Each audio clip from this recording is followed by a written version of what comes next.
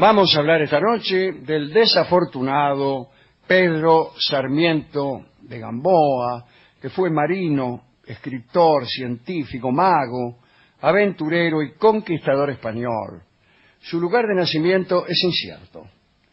Algunos dicen que nació en Alcalá de Henares, allá por 1532, y otros sostienen que era de Pontevedra, en Galicia.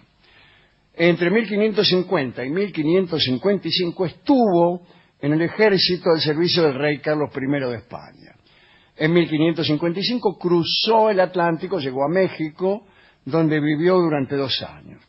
Poco se sabe de su vida durante ese periodo, excepto que tuvo problemas con la Inquisición. El proceso surgió a raíz de una parodia de auto de fe que él organizó. El auto de fe es cuando queman a un señor. ¿Ah, sí? La Inquisición, claro, la Inquisición te quema por brujo, es un auto de fe. Y Sarmiento Gamboa se mandó una parodia de ese acto y a la Inquisición le molestó. Lo trataron de mago, fue sentenciado a ser azotado en la plaza de Puebla, de la ciudad de Puebla, de Los Ángeles. También lo sentenciaron al destierro. Entonces pasó al Perú, donde vivió durante más de 20 años.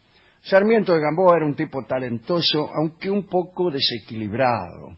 Aseguraba haber visto los restos de la Atlántida cerca de Cádiz y también certificó que eran atlántides los que habían poblado el Perú.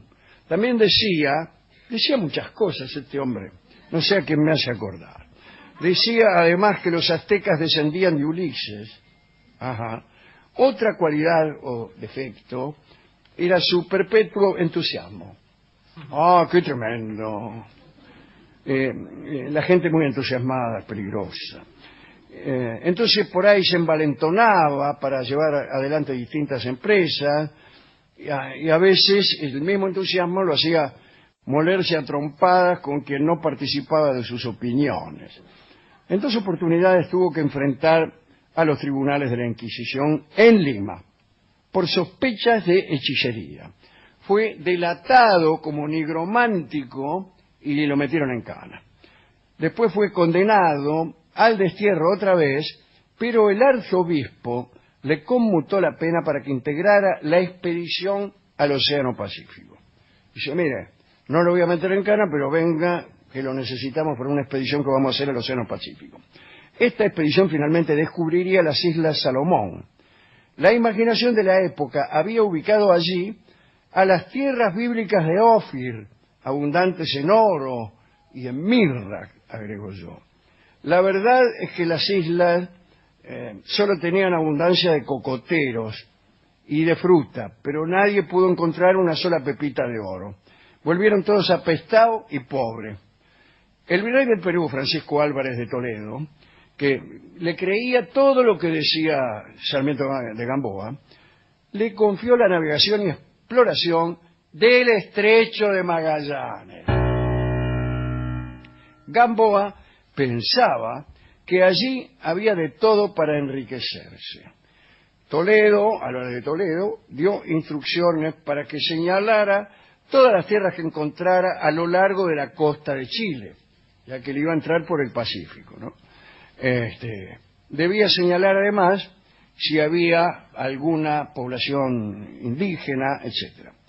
Al llegar a la boca del estrecho, Gamboa mandó armar un bergantín, un barco más pequeño, que él ya llevaba desarmado, para internarse e ir dibujando en el papel los contornos de aquel laberinto de canales e islas. Contó centenares y les dio nombres, muchos de los cuales perduran todavía hoy. Al mando de Nuestra Señora de la Esperanza, se llamaba el bergantín, Gamboa entró en el Atlántico para seguir rumbo a España, entonces no era el bergantín, era otro barco, y notificar todo al rey Felipe II. ¿Se entiende? Pasó cartografía a España a batirle todo a Felipe II.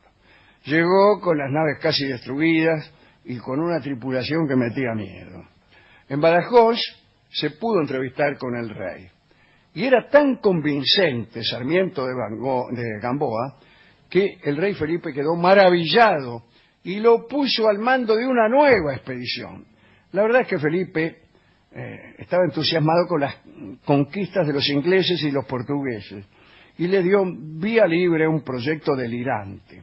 Gamboa le había recomendado a su majestad poblar el estrecho de Magallanes, un lugar, según Gamboa, rico, fértil y de clima favorable. Veamos lo que sucedió.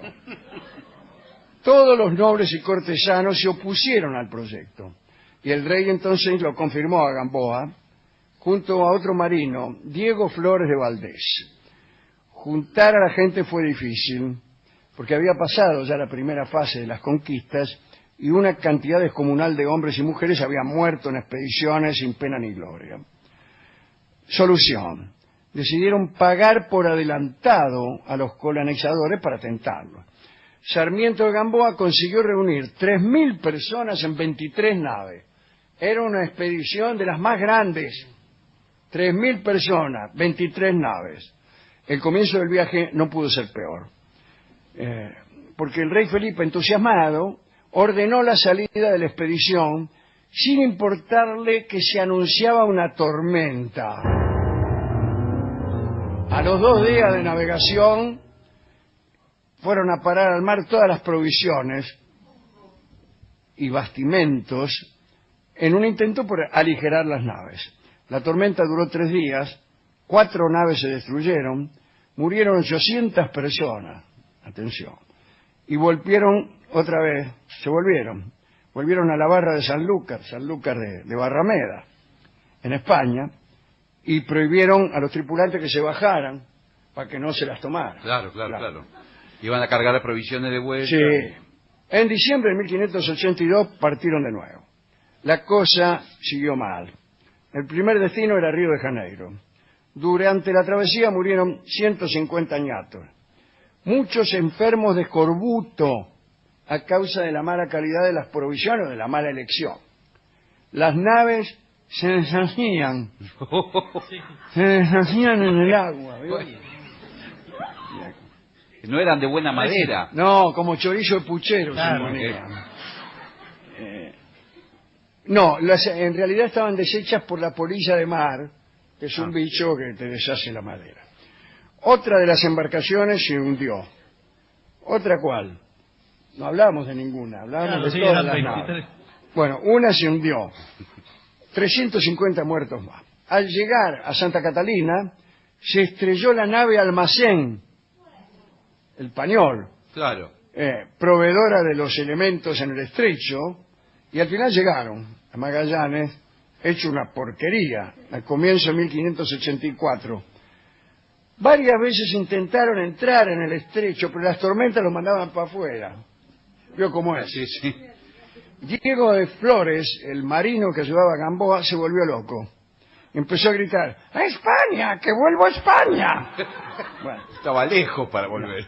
Y Flores se retiró de la expedición y empezó a ridiculizar a Gamboa y a tratarlo de loco.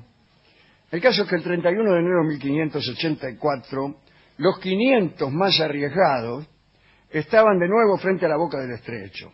Remaron hasta la costa para poblar el lugar.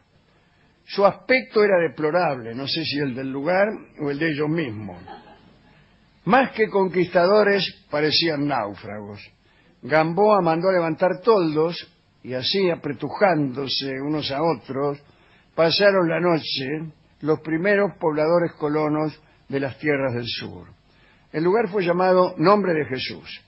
Fue la primera y más austral colonia del mundo en esa época, a 3 kilómetros de lo que hoy es el Cabo Vírgenes, en el actual territorio de la Argentina. No fue la primera colonia, ni por casualidad. Bueno, los españoles se pusieron a sembrar nabos. Toda sembrada de nabo, trulala, toda sembrada de nabo, trulala. Bueno, nabos y habas que habían traído del Brasil. todo hubiera sido perfecto de no estar a 54 grados de latitud sur. Claro, sí. El nabo no crece. No le prende. Ni con la ayuda de... Por favor. No. No prende. Mucho frío, claro. Claro, ¿cómo va? Los barcos que estaban en peores condiciones fueron desarmados y utilizados para hacer casa de madera. Después de esto, los marinos profesionales volvieron a España y dejaron a los colonos con su gobernador, que era el propio Sarmiento de Gamboa. Pronto la sensación de soledad los abrumó a todos, vamos. Eventualmente se encontraban con los yaganes, aquellos indios, creo que eran los de las canoas, ¿no?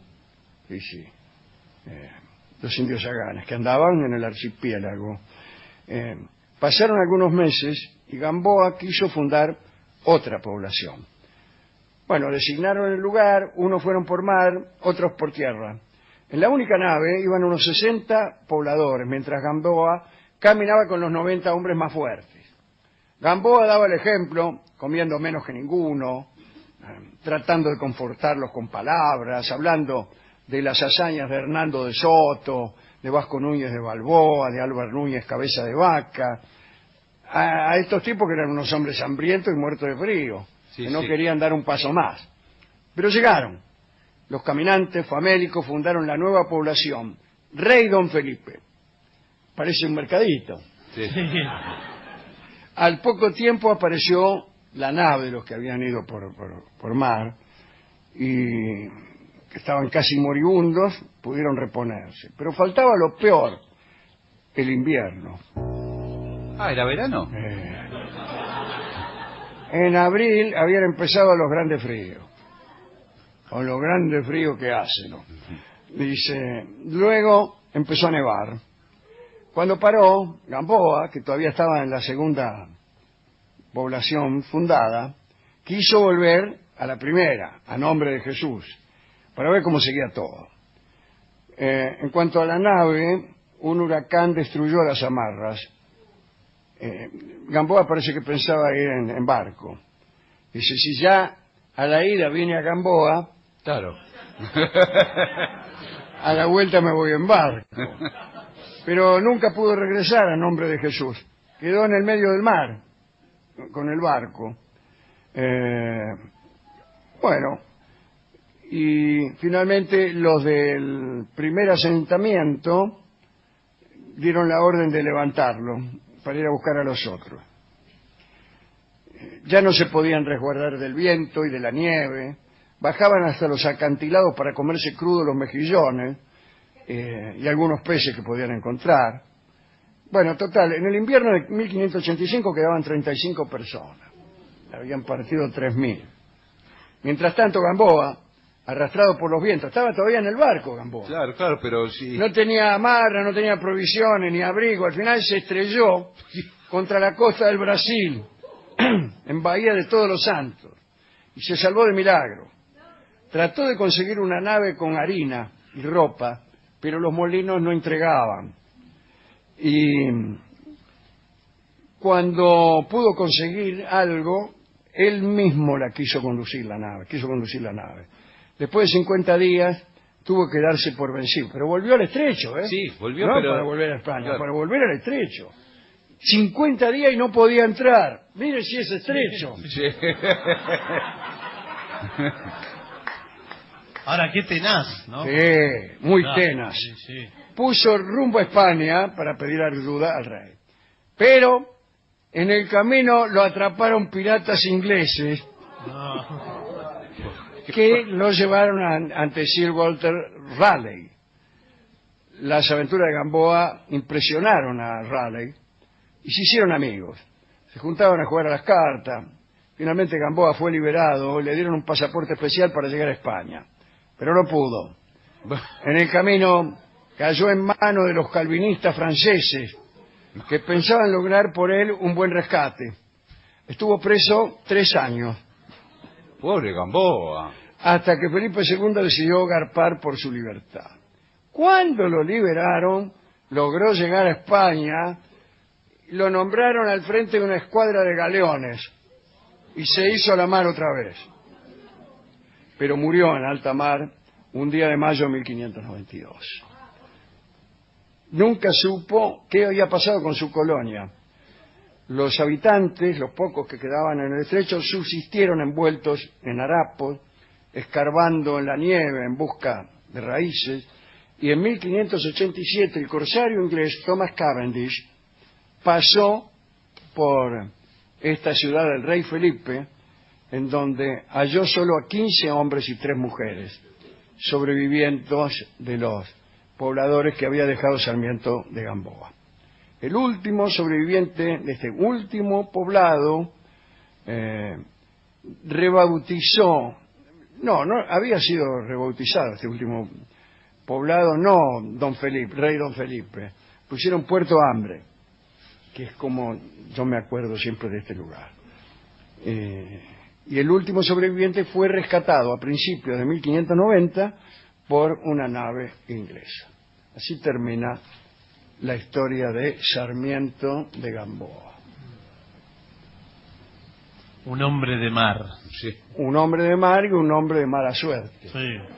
Mala suerte se llama este vals paisano que canta Carlos Gardel.